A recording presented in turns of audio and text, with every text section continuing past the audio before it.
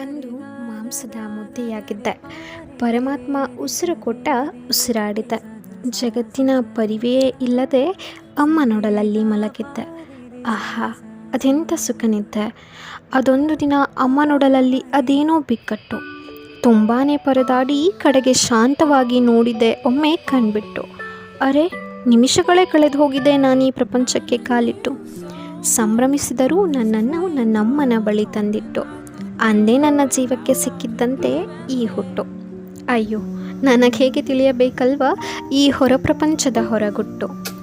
ದಿನೇ ದಿನೇ ಕಣ್ಣ ಬೆಳಕಿಸುತ್ತಾ ಅತ್ತಿತ್ತ ನೋಡುತ್ತಾ ಕೈಕಾಲಾಡಿಸುತ್ತಾ ಕಲಿತೆ ಕೆಲವು ವಿಷಯಗಳ ಅಮ್ಮನ ತಪ್ಪುತ್ತಾ.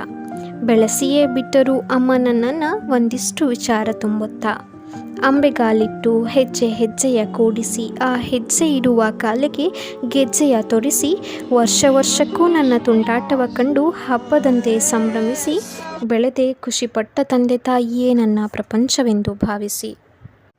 ನಾ ಕಂಡೆ ಹಲವಾರು ಸ್ನೇಹಿತರ ಬಂಧು ಬಾಂಧವರ. ಇಲ್ಲಿಂದ ಶುರುವಾಯಿತು ನಂಟೆಂಬ ವಿಹಾರ. ಆಗ ಎಲ್ಲೆಲ್ಲೂ ಖುಷಿ ಸಂಭ್ರಮದ ಸಂಚಾರ.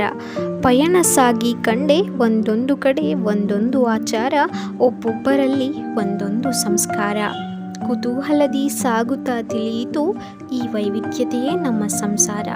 ವೈವಿಧ್ಯತೆಯಲ್ಲೇ ಏಕತೆಯನ್ನು ಕಾಣುವುದೇ ನಮ್ಮ ಜೀವನದ ಸಾರ.